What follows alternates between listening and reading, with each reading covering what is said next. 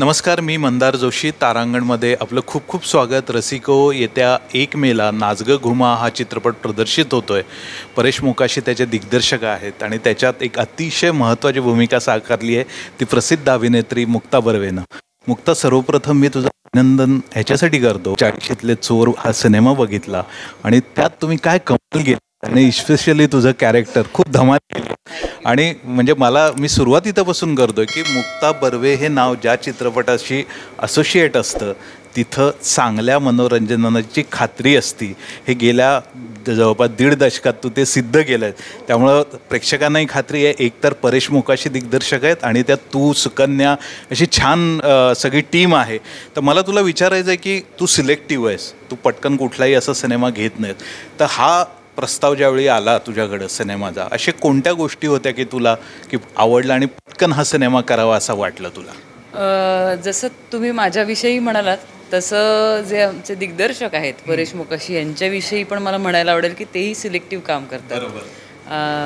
मोजक्या आणि चांगल्या कलाकृतींशी जोडलं गेलेलं नाव परेश मोकाशी आणि प्रत्येक ॲक्टरचं, चांगल्या ॲक्टरचं स्वप्न असतं की परेश मोकाशींबरोबर काम करायला मिळावं. त्यामुळे परेश आणि मधूकडनं मला एखादा सिनेमा विचारला जातोय यातच तो अर्ध्या अधिक प्रमाणात होकार होताच. म्हणजे फक्त कानांना ऐकणं ही प्रक्रिया, फिजिकल प्रक्रिया राहिली होती, पण मनाने कधीच हो म्हटलं होतं की अरे परेश आणि मधू फिल्म करतायत आणि मला विचारतायत तर काहीतरी उत्तमच असणार, कारण उत्तम असल्याशिवाय करणार नाहीत. आणि त्यानंतर जेव्हा सिनेमा ऐकला तेव्हा तर मी वेडीच जाते. म्हणजे असं वाटलं की किती दिवसांनी परेश मला असा रोल कोणीतरी विचारला आहे. इतका चांगला ह्युमर, वेगळ्या पद्धतीचा ह्युमर. म्हणजे अलिबाबा आणि 40शीतले चोरमधला एक वेगळा ह्युमर, वेगळ्या जॉनरचा ह्युमर आणि नाच गं घुमामधला एक वेगळा ह्युमर, वेगळ्या लेंथची भूमिका, वेगवेगळी चॅलेंजेस होती या सिनेमात. मी खरं पाहायला गेलं विचाराल तर सगळं केलं. मी प्रमोशनल सॉंगसाठी नाचले, मी एका गाण्यामध्ये गायले आहे. ह्युमर आहेच. खूप दिवसांनी मी असा फुल फ्लेज्ड ह्युमरस रोल करते आणि उत्तम कलाकार, उत्तम निर्माते, चांगली निर्मिती संस्था असणं हे खूप महत्त्वाचं असतं. आणि तितकी छान माणसं जोडली गेली आहेत. कारण परेश मधू निर्माते होतेच, पण त्यांनी जी माणसं या प्रोजेक्टमध्ये आणली ते म्हणजे स्वप्नील, माझा लाडका मित्र, शर्मिष्ठा, तेजस, तृप्ती, ही सगळी आपल्या आपल्या क्षेत्रात उत्तम काम करणारी माणसं आहेत. त्यांच्या जेन्युनिटीसाठी ओळखली जाणारी माणसं आहेत. आणि एका चांगल्या इंटेन्शनने जेव्हा सिनेमा बनला जातो तेव्हा ते प्रॉडक्टही छान बनतं. तसेच कलाकार निवडले. नम्रताबरोबर मला काम करायचंच होतं. इतकी चांगली आणि सुंदर आणि हुशार ॲक्ट्रेस आहे नम्रता. सारंग, सुकन्याताई, सुप्रियाताई, मधू, शर्मिष्ठा, आशाताई ज्ञाते, आमचा सुनील अभ्यंकर आणि छोटी मायरा भट्टी जुळून आली आहे. त्यामुळे एकही गोष्ट अशी नव्हती की ज्याच्यासाठी करू का नको असा विचार करावा. मुद्दा फक्त तारखांचा होता की इतकं सध्या काम चाललेलं असताना तारखा जुळतायत का.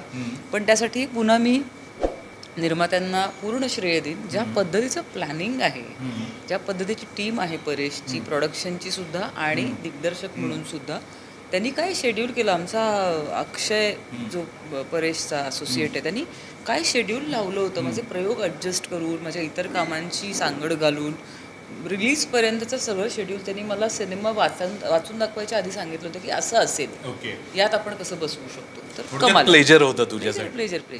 तू आत्ता ह्यात तू काही नृत्य केल्याचा आणि गाण्याचाही तू अनुभव सांगितलेला आहे, त्याच्याबद्दल थोडंसं तपशिलात जाऊन सांग. फारच मजा होती. म्हणजे आत्तापर्यंत मला असं नाचवण्याचा धाडस किंवा मोह कोणी केलं नव्हतं. म्हणजे कोणाला मोह झाला नव्हता आणि कोणी धाडसही दाखवलं नव्हतं. पण हे माझे मित्र धाडसी असण्याकरता प्रसिद्ध आहेतच. त्यामुळे त्यांनी नाचाचा घाट घातला आणि प्रेक्षकांनी भरभरून प्रेम दिलं. काय प्रतिक्रिया येत आहेत त्या नाचावर, मलाच मजा वाटते. गाणंही सुंदर. आधी तू गायलेलीस? नाही. कधी गायले. तुला धक्का असेल विचारलं त्यावेळी? मला वाटलं विनोदच आहे. मला वाटलं परेशच्या शैलीत तो काहीतरी एक गंमत करतोय माझी की नटीवर्य तुम्हाला यामध्ये गायचं आहे. म्हणलं मस्त परेश, छान. म्हणलं छान नाही, रियाजाला लागा. म्हणलं परेश. म्हणलं नाही, खरंच तुला गायचं आहे. म्हणलं अरे मग गायकांकडनं गाऊन घेऊ शकतो ना आपण. तो म्हणला की नाही, मला हे त्या पात्रांचा संवाद असल्यासारखं हवं आहे ते गाणं, त्या पात्रांचं म्हणणं आहे, गायकी नको आहे त्यामध्ये, अभिनय हवा आहे. त्यामुळे मी, सारंग आणि मायरा तिघही गायला. खूपच छान. आणि तू मुक्ता आजपर्यंत खूप चांगल्या आणि वेगवेगळ्या दिग्दर्शकांवर काम केलं. परेशचं तुला काय वेगळं स्किल असं जाणवलं की येस आय एन्जॉयड असं तुला वाटतं? काय सांगशील? परेशचं जगाकडे बघण्याचा दृष्टिकोनच वेगळा आहे. म्हणजे जसं मी आधी पण बोलताना एकदा म्हणाले होते की आपण अनेक उत्तम चरित्रपट बघितले, पण दादासाहेब फाळकेंचा चरित्रपट अशा पद्धतीने करणारा परेशच असू शकतो की तो एक मोठा निर्णय होता त्याचा की हा चित्रपट असा मांडणार. त्यामुळे त्याचा स्वतःचा एक जॉनर आहे, त्याची शैली आहे. आणि ती शैली हेच परेशचं म्हणजे त्याची बोंबिलवाडी नाटकांपासून म्हणजे बोंबिलवाडी असेल, लग्न कल्लोळ असेल, त्याची नाटकं, त्याचे आधीचे सिनेमे, हे सगळ्यातनं परेशचं वेगळेपण, त्याचा ठसा त्यांनी वेगळ्या पद्धतीने दाखवून दिले, त्याची कामाची पद्धत. त्यामुळे तेच परेशचं वेगळेपण आहे की जगाकडे बघण्याची दृष्टीच वेगळी आहे त्याची. वेगळ्या दृष्टिकोनातून बघतो एखादं प्रॉब्लेम, सिच्युएशन, आनंद, दुःख सगळीकडे बघण्याची त्यात तो उभं राहण्याचा अँगलच वेगळा आहे, कुठेतरी वेगळीकडनं त्याला दिसतं. आणि मग नट म्हणूनही ते आम्हाला अनुभवतात.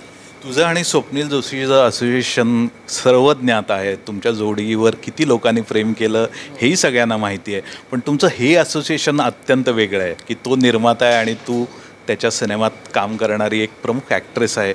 कसा तो निर्माता म्हणून कसा वाटला तुला? खूपच चांगला आहे. म्हणजे मी मगाशी पण तुम्हाला उत्तर देताना म्हटलं असं की चांगल्या इंटेन्शननी काम करणारी माणसं एकत्र येतात तेव्हा काहीतरी चांगलंच घडतं. तसं स्वप्नील, मधू, शर्मिष्ठा, तेजस, तृप्ती, परेश हे माणसं निर्मळ आहेत. त्यामुळे निर्माते म्हणून पण चांगले आहेत आणि त्यांना सगळ्यांना सिनेमा चांगला करायचा आहे.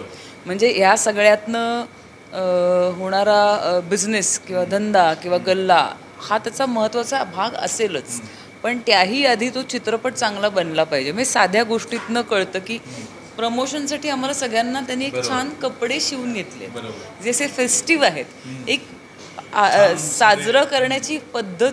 हा काही दिवाळी दसरा असं नाही आहे, पण सिनेमा येणं हाच मुळात फेस्टिवल आहे. हेच मुळात काहीतरी साजरं करावं असं ज्यांना वाटतंय असे आमचे निर्माते. त्यामुळे स्वप्नील उत्तम को ॲक्टर आणि लाडका मित्र तर आहेच, पण निर्माता म्हणून मला त्याच्याविषयी रिस्पेक्ट आणि कौतुक वाटतं. एक शेवटचा प्रश्न, ह्या सिनेमाचा जो विषय, मी विषयात जात नाही आहे, पण जे आम्हाला थोडंफार कळलं आहे की आपल्या घराघराशी तो रिलेटेड विषय आहे. जे आपल्या घरात काम करणारी जी मावशी असते किंवा जे कोण असतं त्यांचं आणि घरातल्या बाईचं अत्यंत जवळचं नातं असतं. तर मला तू सिनेमात तर केलेलंच आहेस, पण तुझ्या वैयक्तिक आयुष्यात तुझा आणि त्यांचा कसा बॉन्ड आहे त्याच्याबद्दल थोडंसं आहे ना. त्याच्याशिवाय घरच उभं नाही राहू शकणार. माझी तर 2-3 घरं आहेत. म्हणजे पुण्यात आईवडील असतात, ते कधी इकडे असतात कधी तिकडे असतात. माझं मांजर असतं तिकडे, मी इथे असते. त्यामुळे खूप साऱ्या जबाबदाऱ्या घेणाऱ्या माझ्या खूप साऱ्या घुमा आहेत. तिकडे आमची तृप्ती आहे, इकडे आमच्या सुवर्णाताई आहेत, कल्पनाताई आहेत, ज्यांच्याकडे तुमच्या घराची किल्ली असते. आणि किल्ली म्हणजे नुसती रिस्पॉन्सिबिलिटी किंवा विश्वास नाही, म्हणजे नुसती जबाबदारी नाही की नीट ठेवतील असं का नाही. ते घर त्यांचं असतं. ते आपल्या बरोबरीने त्या घरावर माया करत असतात. जेव्हा काहीतरी शूटिंग संपवून, दौरा संपवून, एक 4 दिवसानंतर थकून बागून मध्यरात्री जेव्हा मी दार उघडून घरी जाते तेव्हा ते घर मला घरासारखं दिसतं. याचं कारण माझ्या घरातली घुमा ते घर घरासारखं ठेवत असते. आणि अशा अनेक घुमा विश्वासाच्या, प्रेमाच्या माझ्या आयुष्यात आहेत. आणि म्हणून खरं तर कदाचित मी आज हा आरामात इथे बसून इंटरव्ह्यू देते, कारण माझी प्रवासाची बॅग कोणीतरी तिकडे घरात भरतंय आणि मी निर्धास्त इथे आहे. थोडक्यात त्यांच्या कामाला हा ट्रिब्यूट आहे असंही आपण म्हणू शकतो. नक्की. आणि त्या रिलेशनशिपला ती एक छान इंटेन्स प्रेमाचं नातं आहे ते. त्यात रुसवे फुगवे प्रेम सगळं आहे. आणि त्या नात्याला केलेला म्हणजे दिलेलं ट्रिब्यूट म्हणा किंवा नात्याचा सिनेमा आहे. अगदी खूप छान. मला वाटतं की मुक्ता, तुझ्याशी बऱ्याच गप्पा मारायच्या आहेत, पण आज आपण ह्या चित्रपटाच्या निमित्ताने भेटतोय आणि तू इतकं सध्या चांगलं काम करतेस की आम्हाला बोलायला खूप मुद्दे आहेत. त्यामुळं आपण ज्यावेळी हा चित्रपट रिलीज होईल आणि त्याला यश मिळेल त्याच्यानंतर आपण पुन्हा एकदा गप्पा मारूया. तर तुला ह्या चित्रपटासाठी खूप खूप शुभेच्छा तारांगणतर्फे आणि वैयक्तिक माझ्यातर्फे. धन्यवाद. तारांगणला मी मनापासून थँक्यू म्हणेन. आणि परत एकदा आठवण करते, सगळ्यांना आता माहितीच आहे, पण 1 मेला आमचा नाच गं घुमा हा सिनेमा रिलीज होतोय. तुमच्या जवळच्या, लांबच्या, शेजारच्या कुठल्याही चित्रपटगृहात जा, पण सिनेमा नक्की बघा, कारण एका चांगल्या मनोरंजनाची खात्री देणारा हा सिनेमा आहे. नाच गं घुमा 1 मे नक्की बघा. खूप खूप धन्यवाद.